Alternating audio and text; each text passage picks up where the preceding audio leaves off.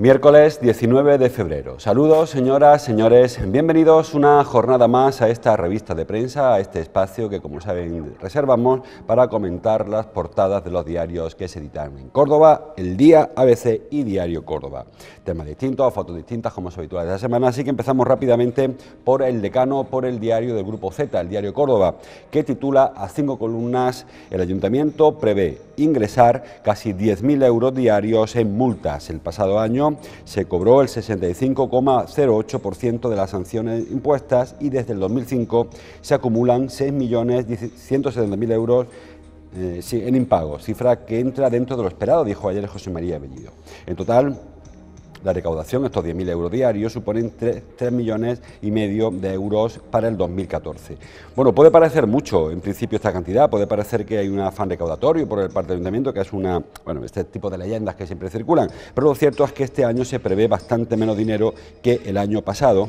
Este año, pues, como les digo, se pretenden recaudar 3,5 millones, el año pasado se pretendieron recaudar 4 millones de euros, es decir, que se prevén medio millón de euros menos. Es cierto, como dice el Diario Córdoba, la información que elabora Juan Niza, es cierto que luego no se cobran, que las cantidades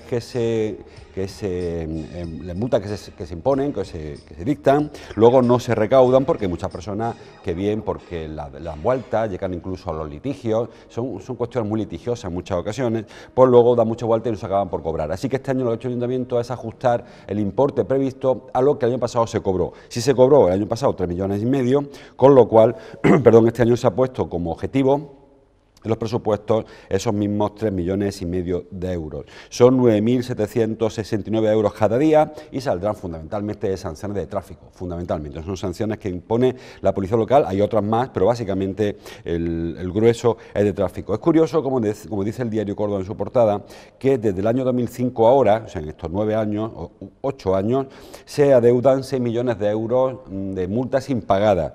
A medida que va pasando el tiempo, pues menos sanciones, pero por ejemplo, del año pasado queda por cobrar 1,5 millones de euros prácticamente. Del anterior, del 2012, 1.300.000 euros. Del anterior, de 2011, queda por cobrar 1.100.000 euros. Y del 2010 queda casi 1 millón de euros. Así, hasta abajo, hasta 2005, que aún se deben, creo que hay 200.000 euros o así. Y pues cada año hay una cantidad de derechos que se generan, es decir, multas que se imponen, sanciones que se levantan, pero luego los infractores o las personas que tienen que abonarlas, pues no lo hacen, le van dando vueltas hasta que al final, en muchas ocasiones, se acaban perdiendo y en otras pues se acaban pagando con muchísimo retraso. Así que esta es la información, este es el titular para el Diario Córdoba hoy. El diario El Día habla del Cabril. Saben que llevamos bastantes semanas hablando de la ampliación del Cabril, parecía que era un rumor, parecía que unos decían que sí, otros decían que no. Ayer el senador Mariscal, José Manuel Mariscal, senador por Córdoba, por Izquierda Unida, hizo una pregunta al Gobierno, al ministro Soria. La verdad que todo el mundo esperaba que diera algún pase de pecho, sin embargo Soria pues no le dio un pase de pecho y reconoció, como titula el diario El Día, que hay un estudio para ampliar el Cabril. Dice el diario El Día, lo tienen, el Gobierno admite que estudia ampliar el complejo de El Cabril. El ministro Soria confirma lo que avanzó en enero el presidente de Enresa, lo hizo en un entorno quizá mucho más distendido, fueron unas jornadas, creo recordar, con lo cual no se le dio mucha importancia, pero ayer ya se hizo sede parlamentaria y lo hizo el ministro. El Ejecutivo sostiene que en ningún caso llegarán al centro residuos de alta se refiere de alta actividad. Saben que hasta ahora los residuos que alberga el Cabril, que acoge el Cabril, son de media actividad, de baja actividad y de muy baja actividad. Los de alta, hay otro proyecto para almacenar, que no serían los de Córdoba, sino que vendrían residuos de media actividad y de baja y muy baja. Dice Izquierda Unida que Córdoba ya ha cumplido de sobra con su compromiso, que es un poco la misma filosofía que expresó el Parlamento de Andalucía hace algunos años. Ya cuando se puso sobre la mesa, recuerden, la construcción de un nuevo almacenamiento de residuos, esa vez para alta actividad, ya el Parlamento dijo que Andalucía con el Cabril tenía cubierta su cuota de solidaridad y que tendría que ir a otro sitio, a otra comunidad autónoma. De hecho, saben que ya está en marcha la construcción del nuevo almacenamiento, que sería el que albergara los residuos de alta actividad. En cualquier caso, los ecologistas, la plataforma antinuclear de Córdoba y de otras ciudades, siempre amenazan o advierten de lo mismo. no hay histórico, es decir, no se sabe qué ocurre con un residuo nuclear, o residuo nuclear, sí, de media actividad o de baja actividad cuando pasan 50 o 60 o 100 o 200 años porque no se ha producido nunca. Entonces estamos abriendo este camino y no se sabe si la radioactividad se contamina a través del subsuelo, a través del agua de la escorrentía, a través del agua subterránea. ¿Qué ocurrirá con eso? Porque, repito, no se conoce. Es verdad que se extreman las medidas de seguridad. Yo, todo el mundo ha estado en el Cabril o lo conoce y sabe que allí las medidas son máximas, pero repito, no existe ninguna referencia histórica de qué ocurre al cabo de 200 años, si eso perturba o no el entorno. En principio, repito, parece que los de Córdoba no son los peores que pudieran venir, son residuos de media, de baja y muy baja actividad, pero cuando nadie lo quiere, esto es como el agua, ¿no? Pues cuando es bendita, algo tendrá el agua cuando la bendicen. Y terminamos con el diario ABC, una portada tremenda, sangrienta, que se marcha hasta Ucrania, hasta Kiev. Y el titular, aquí lo leen, Kiev se desangra, dice. Y vemos en la fotografía a dos opositores heridos que se retiran de la plaza del Maidán, o del Maidán, que es la plaza donde se está organizando todo el lío que saben lleva ya bastante tiempo. Dice el diario ABC, dura ofensiva de Yanukovych contra los proeuropeos en una jornada con 14 muertos. Este titular, lógicamente, también aparece en otros periódicos, en concreto en el diario Córdoba, que también la foto es prácticamente la misma, la del diario ABC, y titula 14 muertos en los enfrentamientos entre la oposición y la policía en Kiev, la foto abajo a la derecha. Al menos 14 personas murieron y más de 300 resultaron heridas, dice, los peores enfrentamientos entre los radicales y las fuerzas del orden en Kiev, desde que empezó la crisis hace casi 3 meses. Lamentablemente, estas cifras de 14 muertos han quedado antiguas y ya se reconocen 25 personas fallecidas en estos enfrentamientos, fundamentalmente en la plaza Maidán, como dice el diario ABC. ¿Qué está ocurriendo en Ucrania? Bueno, ya lo saben, hace como 2 o 3 meses el gobierno ucraniano, que preside Víktor Yanukovych, se negó a firmar el acuerdo de colaboración, se llama el acuerdo de asociación con la Unión Europea. Y prefirió mantener un acuerdo antiguo que tienen con Rusia. Eso provocó protestas en la población civil, que entienden que es más favorable arrimarse a Europa, a la Unión Europea, que hacerlo con Rusia. Y desde hace como 2 o 3 meses se repiten las protestas. Se ha llegado a ocupar algún ministerio, alguna comisaría y tal, pero era dentro de un orden. Hace ya algunos días que la cosa se ha ido calentando muchísimo y los protestantes, los manifestantes, se han reunido en una plaza, que se llama Plaza de Maidán, Plaza de Independencia, aunque se conoce como Plaza del Maidán, y en esa plaza han ido instalando sus tiendas de campaña y, en fin, toda su parafernalia para expresar su rechazo. Exigen que se retome una constitución anterior de la que hay ahora, que limita los poderes presidenciales y haría que no pudiera firmar lo que él quisiera. Bueno, pues eso se ha ido calentando, como les digo, y al final, pues el enfrentamiento de esta noche, en las últimas 24 horas, se han producido 25 fallecidos, 9 son policías y algunos con disparos de bala, con lo cual habla de la crudeza del enfrentamiento. Hay más de 350 agentes hospitalizados. Hay un montón de personas en los hospitales de Kiev y de otros lugares de Kiev porque ya no dan abasto, y arden las barricadas en la plaza del Maidán. La barricada arde tiendas de campaña, se ha creado una barrera de fuego para intentar limitar el acceso de la policía a los opositores y eso hace, pues bueno, quizás lo más significativo es que haya 9 policías fallecidos, no es que nos duelan más unos que otros, sino que los policías hayan muerto algunos por disparos de bala. Murió también un periodista de una cadena ucraniana, de un periódico local, se llama Vesti, el hombre se llama Vyacheslav Beremey, y murió también víctima de disparos de bala, con lo cual se ve que hay una especie como si fueran 2 ejércitos, y de hecho de eso ha alertado tanto la Unión Europea como Rusia, de que no se trata ya de una oposición pacífica ante una medida del gobierno, sino que hay un grupo armado y muy armado que está enfrentando a los antidisturbios que evitaron una manifestación masiva y eso provocó todo el enfrentamiento. Esa es la foto del diario ABC, una foto tremenda. Las fotos del diario Córdoba del Día son fotos que hablan de deporte, porque ayer se presentó Albert Ferrer, o el Chapi Ferrer, y tenemos la portada del diario Córdoba con fotos de Paco Sánchez Moreno. Chapi Ferrer cree que hay equipo de sobra. No sé cómo lo habrá sentado a los entrenadores que han fracasado, porque la han despedido esta temporada, porque eso de que llega ahora este hombre y diga que equipo de sobra, y como vino a decir que el que había antes no supo sacarle partido a los mimbres que le pusieron en las manos. La foto lo vemos junto a Carlos González, que es el medio, como saben, presidente del Córdoba, y a Pedro Cordero, que es el director deportivo de la entidad blanquiverde. Chapí Ferrer dijo ayer que estaba confiado y aseguró que está dispuesto, que hay equipo de sobra, que se puede disputar el playoff, por lo menos disputarlo, e incluso habló de su experiencia. Él reconoció que no tiene experiencia, aunque dice que es complicado ganar experiencia porque hay muchos entrenadores y que él tiene una preparación suficiente como si llevase en primera o en segunda 10 años. Bueno, ojalá que sea así y lo veamos. Recordemos que Ferrer jugó en el Barça, de hecho él dice que guarda esa referencia de Cruyff como su ideal de juego, luego jugó en el Chelsea y dice que también en Inglaterra aprendió intensidad y que él quiere traer un equipo que mezcle el juego de Cruyff y la intensidad de Inglaterra, claro, y todo el mundo quiere eso. Yo no sé si él será capaz de hacerlo con el equipo, con los mimbres tan buenos que él dice que se encuentra. Dice que tiene fe, que tiene convicción, que sabe que el equipo puede hacerlo y que no va a ser sencillo, lógicamente, pero que pueda hacerlo. Carlos González dijo además que agradecía mucho que Ferrer hubiera llegado a Córdoba porque tenía ofertas de otros clubes.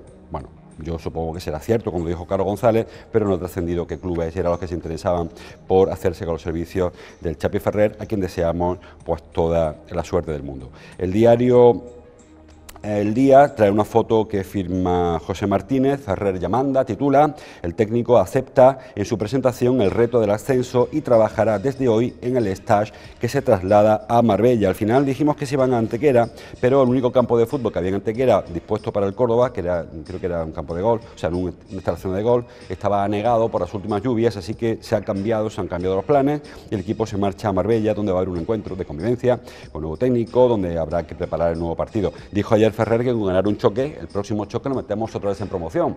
Lo que pasa es que este vaivén, esta montaña rusa que vivió el Córdoba las últimas jornadas, que ahora soy ángel y después la siguiente semana soy demonio, pues debería calmarse un poco porque también eso crea mucha inestabilidad en el equipo. Bueno, pues esas son las fotos que aparecen en el diario, otro diario.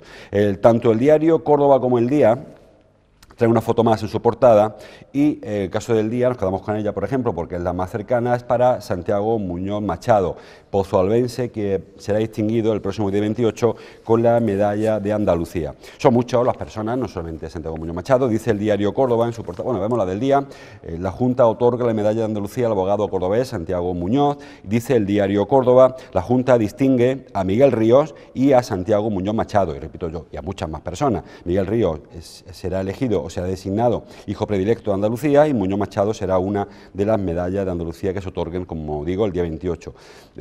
Miguel Ríos, la relación es muy larga, muy rápidamente se la comento. Miguel Ríos, todo el mundo lo conoce, cantante o músico. Luego también será distinguido Santiago Muñoz Machado, que es jurista, pozoalbense, jurista, y además es catedrático de Derecho Administrativo de la Complutense. Además es miembro de la Academia de la Lengua, es miembro de la Academia de Ciencias Morales y Políticas, miembro de la Academia Nacional de Derecho y Ciencias Sociales de Buenos Aires y es miembro de la International Academy of Comparative Law, o sea que una persona más que prestigiosa que recibirá este galardón. Junto a estas dos personas que aparecen en las portadas de los periódicos, encontramos a Eloísa Bayo, que es oncóloga, es la directora de oncología del Hospital Juan Ramón Jiménez de Huelva, es de Sevilla.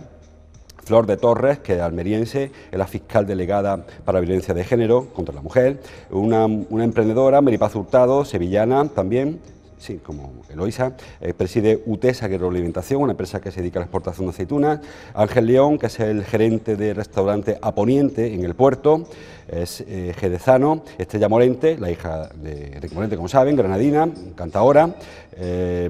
Miguel Picazo, un cineasta nacido en Cazorla, autor de títulos, por ejemplo, como La tía Tula o Extramuros, fue premio de honor de la 10ª edición de los Goya, es actor, es guionista y es director. María Esperanza Sánchez, que es una periodista salmantina que ha trabajado toda su vida en Radio Sevilla, y el grupo empresarial Única Group, que se dedica a comercializar frutas y hortalizas en La Mojonera, en Almería. Bueno, me he dejado a Andrés Vázquez, que es un dibujante, un caricaturista, un dibujante, que aparte de ser artista, pues también tiene una actividad política importante. Estuvo exiliado y trabajó en Le Canard Enchaîné en Francia, donde se hizo famoso. Bueno, pues todas estas personas serán distinguidas el próximo 28 de febrero con la concesión de la medalla de Andalucía. Nosotros a todos ellos les felicitamos, en especial a nuestro paisano, a Santiago Muñoz Machado. Más cosas. El sumario del Córdoba es una información muy cercana, que no solamente hay una de Córdoba, que nos afecta especialmente, y es el de la Ruta de los Molinos. Dice el diario Córdoba Una ruta permitirá conocer los molinos del Guadalquivir. La limpieza del río abre nuevas perspectivas a estas edificaciones. De hecho, la ruta tiene que estar abierta ya, pero como llovió otra vez, volvió a inundar y tal, pues se ha decidido esperar hasta la primavera y ir con más tranquilidad. La ruta va a empezar en el Botánico, en el Jardín Botánico. Ahí se conocerá el Museo de la Alegría, el Molino de la Alegría, que ahora es un museo, como saben, paleobotánico. Se cruzará el Puente Nuevo, Puente San Rafael, ahí se verán 2 molinos más, el de San Antonio y el de San Lorenzo. San Antonio y San Lorenzo, sí, y luego se cruzará por la avenida Fray Albino hasta la Calahorra. Ahí se verán 3 molinos más, el molino de San Antonio, que es el más cercano a la Calahorra, el de Pápalo y la Albolafia, la Noria, que está al otro lado, como saben, del río. Luego se cruzará Puente Romano hasta llegar al molino de Martos, con lo cual se hará toda la ruta. La ruta incluye 3 visitas a 3 molinos, el molino, los que están abiertos, el molino de la Alegría, como les digo, en el Botánico, el molino de San Antonio, que es el que está junto a la Calahorra, que es una sala de exposiciones, y el molino de Martos, que es el Museo del Agua, que no está abierto del todo, pero está ahí como que sí, como que sí. Y aparte de esa visita física a los 3 museos, habrá una visita virtual o una visita en la lejanía al resto, los otros 5 molinos del río. Se quedan fuera del recorrido el de Casillas y el de Carbonell, que está muy lejos como para visitarlo.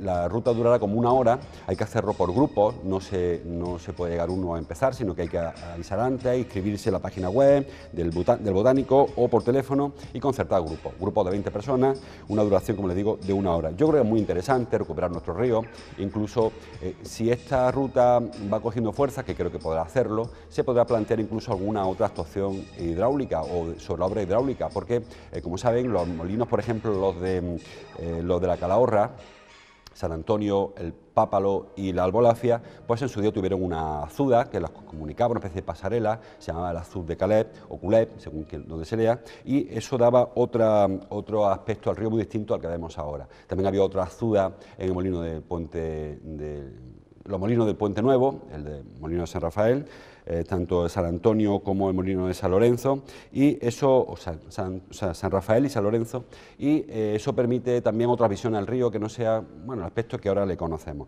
Me parece muy interesante y probablemente será un elemento importante de cara al turismo, también esa ruta por nuestros molinos. Siempre hemos dicho que el Guadalquivir es un río vivo en cuanto a la vegetación, pero también lo es en cuanto a la actividad. Durante muchísimos años, muchísimos siglos, el Guadalquivir ha tenido una actividad industrial, tanto por los molinos, algunos eran aciteros, otros eran harineros, otros eran batanes para la ropa, y otros eran como la noria, pues para sacar agua del Guadalquivir. Aparte ha habido actividad tanto con el pastoreo, las eneas, las empresas que sacaban arena o grava, y todo ese tipo de actividad le daba una riqueza al río que no tienen otras ciudades, evidentemente, que tendrán un río más limpio, un río más encauzado como en Sevilla, o un río más urbano, pero no tienen el río vivo que tenemos nosotros, y creo que es importante que recuperemos esta potencialidad de nuestro río. Hablando del río, hablando de turismo, el diario El Día, salto y luego vuelvo, dice en su portada que el Ayuntamiento licitará el centro de visitantes por 24.000 euros al año. Ayer se decidió por fin poner fin a este culebrón eterno. Saben que el centro de visitantes, que es el que se encuentra junto a la Puerta del Puente, en el lienzo sur de la mezquita catedral, lleva tiempo construido, lleva tiempo terminado, pero no se pone en uso. Aquello está cerrado y no se pone en uso. Aquello se construyó dentro de las actuaciones de la Junta de Andalucía para la zona del entorno del Puente Romano, Calahorra, como saben, Puerta del Puente, etcétera, pero luego no acabó de ponerse en uso. Por fin parece que se ha resuelto y que en breve, probablemente esta semana ya o la que viene, saldrá el concurso para la adjudicación de manial de este edificio.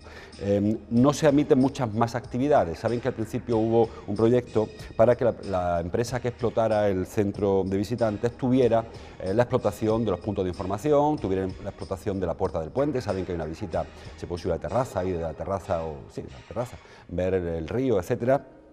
Y al final no va a ser así, con lo cual queda poca actividad. Yo no sé, 24.000 euros al año, son 2.000 euros al mes, quien los pague tendrá un beneficio, lógicamente, porque si encima que se presta un servicio en la ciudad no se puede comercializar, ¿cómo se pagan 24.000 euros? Con lo cual habrá algún tipo de actividad que se desarrolle dentro, no sé si a través de tiendas de souvenirs, si se podrán hacer reservas, no queda muy claro, pero lo cierto es que ya parece que se le ve la luz a este túnel en el que entró el centro de visitantes hace mucho tiempo, que creo que también es fundamental. Una ciudad como Córdoba, que recibe tantísimos turistas, necesita un punto en el cual los turistas se centren, entren desde los objetivos, como saben, que aparquen los autobuses o los particulares en la zona de Miraflores, en la zona de Campo de la Verdad, crucen el puente romano y que lleguen hasta este lugar lugar que es el punto de encuentro natural de Córdoba, una puerta monumental, la Puerta del Puente, y tengan acceso a este edificio desde donde puedan recibir información, planos, reservas, restaurantes, etcétera, etcétera. Creo que es fundamental y por fin parece que va a ser una realidad. Y muy pronto, porque se va a tramitar por vía de urgencia para cortar plazos, con lo cual será cuestión de meses probablemente que este centro esté en funcionamiento. Volvemos al Diario Córdoba para terminar con este periódico, un par de asuntos más. Dice el Diario Córdoba que la ley de transparencia obligará a rendir cuentas de los fondos públicos.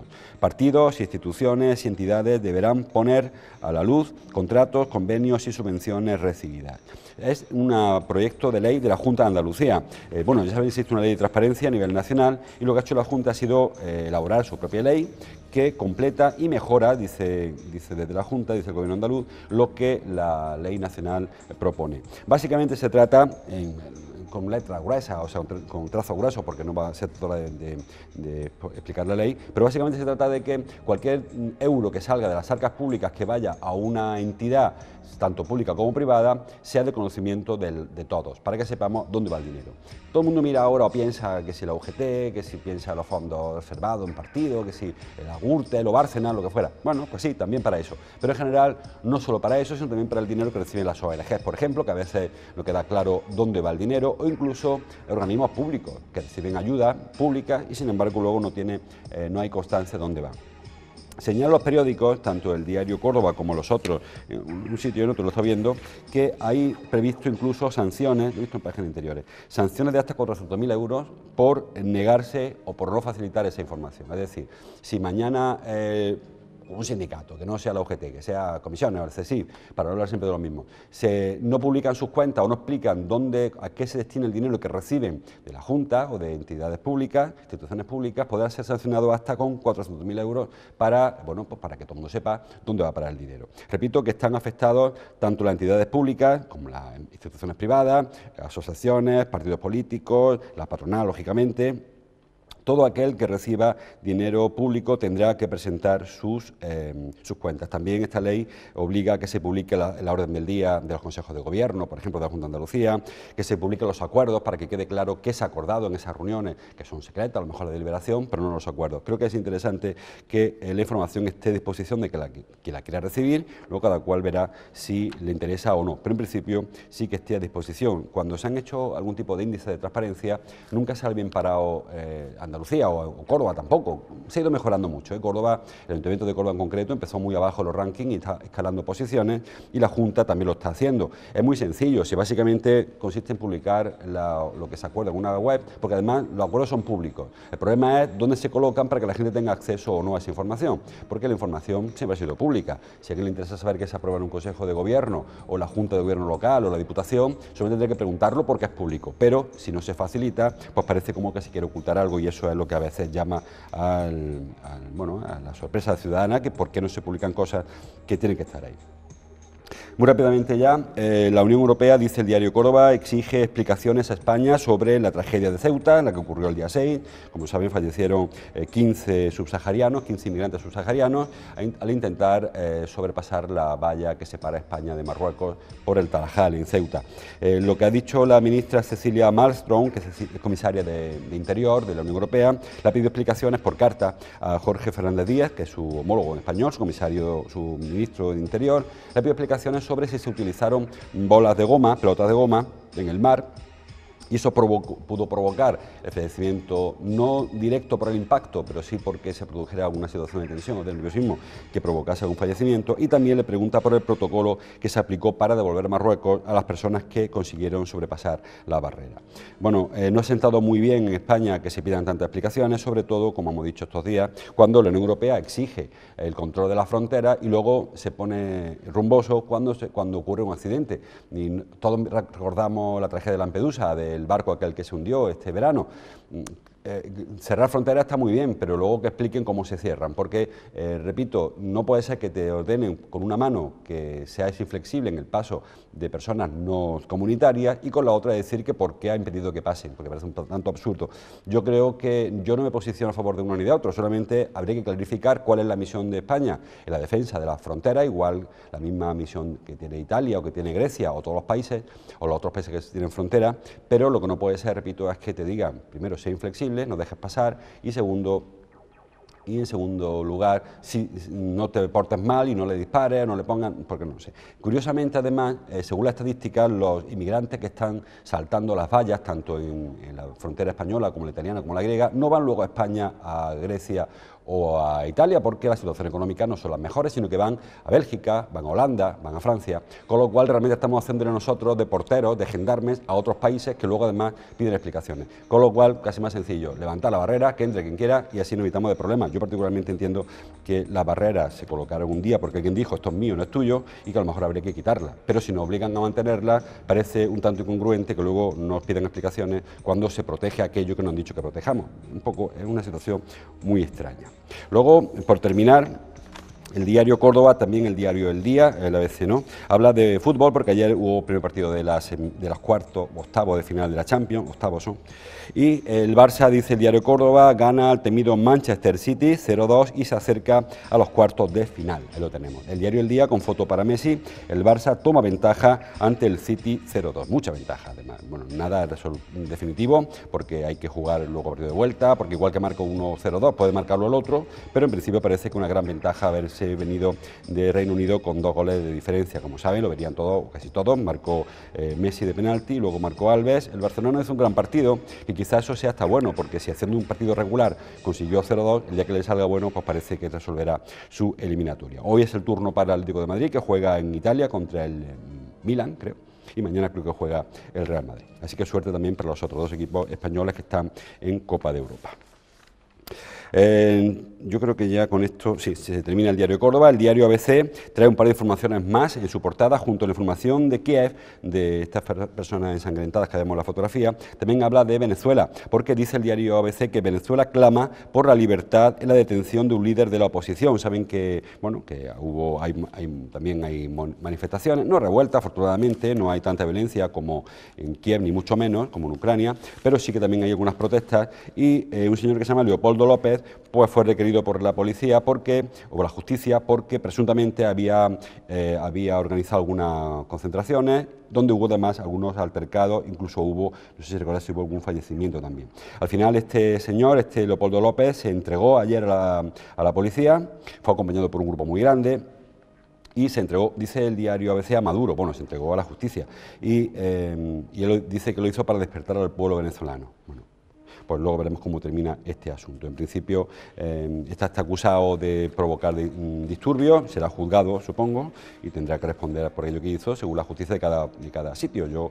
No nos sirve que para unos sean malos unos y para los otros sean malos los otros. Si se enfrenta al gobierno, pues responden de unas cosas, y si no se enfrenta, pues responden de otras. Creo que los conflictos que existen en cada país, vemos el de Ucrania, el de Venezuela, el de Egipto, el de cada cual el suyo, ¿no? El de Siria, pues tienen cada lectura según quien las haga, ¿no? Y en ocasiones los buenos son los opositores, los malos son los gobiernos, en otros son los malos los gobiernos, en fin, cada cual lee según le va apeteciendo. El diario ABC trae 2 cosas más en su portada rápidamente. Dice importantes deducciones fiscales para las familias en la nueva reforma que prepara Montoro. Básicamente se devuelven o se recuperan las deducciones por hijos o por gastos por hijo, algo que retiró Zapatero, porque decía Zapatero que como ese impuesto es muy progresivo, si una familia con una renta muy alta deduce por un hijo, eso le significa ahorrarse 1.500 euros, una familia con renta muy baja deduce por un hijo y se ahorra 800, con lo cual no parecía justo que el más rico se dedujera más que el más pobre.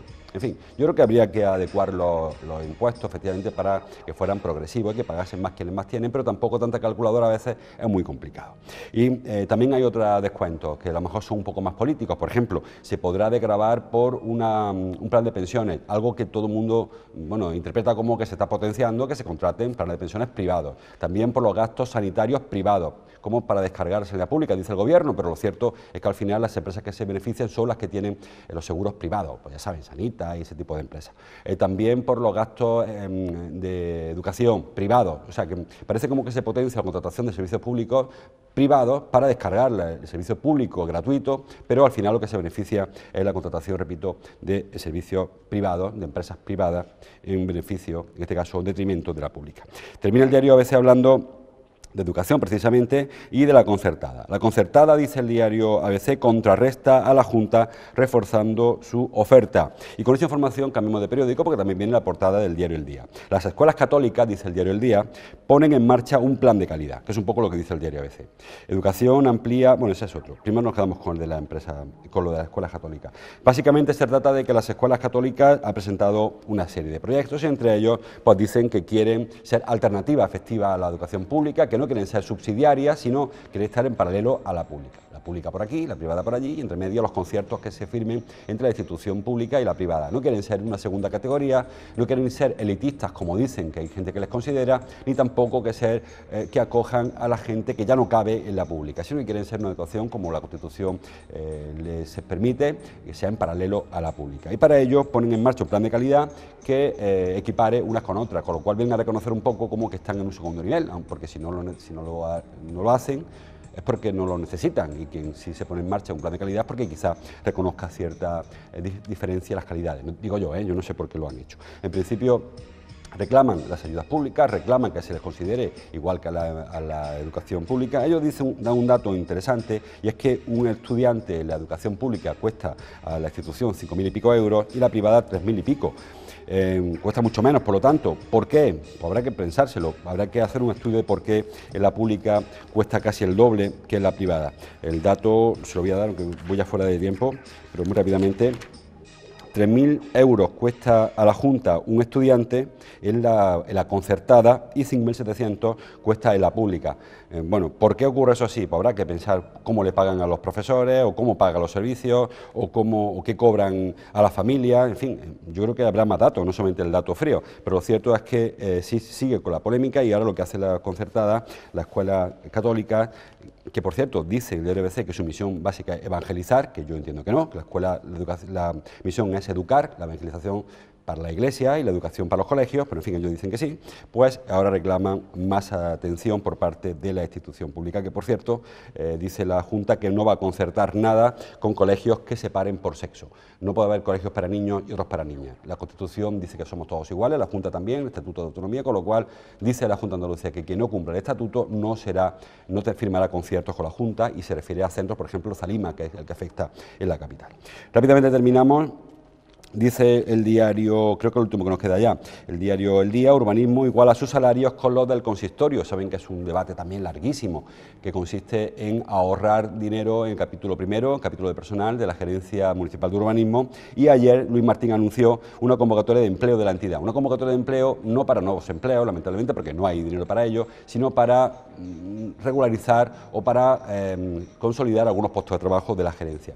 Se trata de que los trabajadores de la gerencia se equiparen, habrá una RPT, lo que se llama una relación de puesto de trabajo, para que se equiparen funciones entre la gerencia y el ayuntamiento. Es decir, un administrativo del ayuntamiento cobra igual que uno de la gerencia. Eso significará en ocasiones pérdidas de hasta el 21% del sueldo del de la gerencia, que cobra bastante más que el del ayuntamiento. O los jefes de servicio cobran bastante menos ahora que antes de la reforma. Se ha aceptado en general por los trabajadores, por los sindicatos, a excepción de CESIF, que ha amenazado con llevarlo a los tribunales. Tanto comisiones como UGT ha aceptado esto como mal menor, y parece que el objetivo es consolidar los puestos, salvar puestos de trabajo, que no haya despidos, y que además pues salvar también la gerencia como organismo y no tener que municipalizar los servicios, porque eso también significaría pérdida de puestos de trabajo. Y terminamos hablando de Mateo Inurria, ya fuera de hora. Vigencia de Mateo Inurria, dice el diario El Día, cuando se cumplen 90 años de su fallecimiento, que ocurrió lógicamente en el año 1924, fue en Madrid, él murió en Madrid, y ahora se recuerda pues sus 90 años de su fallecimiento. El próximo viernes se cumplen los 90 años, murió el 21 de febrero del año 1924 en su casa de Madrid, y un problema, una angina de pecho que parece ser que tenía, y ahora pues va a haber una serie de actividades para recordar la figura de Mateo Inurria. El diario El Día, un artículo que firma Alfredo Asensi, pues recuerda una de sus obras, hay aquí algunas, lo más significativo quizá el monumento de Gran Capitán, de las Tendillas, o la Parra, o el monumento que tiene de Adolfo Aznar Fusac con el rostro de Teonurria que vemos aquí en los jardines, en fin, una serie de referencias que creo que es interesante recuperar a esta figura de la cultura cordobesa, uno de los más importantes de los últimos siglos. Bueno, de los últimos siglos, sí. Lo dejamos aquí. Ahora, mañana y pasado no habrá esta sección, vamos a cambiar un poco la programación a consecuencia del carnaval, así que nosotros nos veremos ya el próximo lunes. Le dejo ahora con la programación habitual de esta casa, con el magazine, con Ángela Jiménez, y nosotros, repito, nos vemos el lunes. Será, si ustedes quieren, hasta entonces, gracias por estar ahí.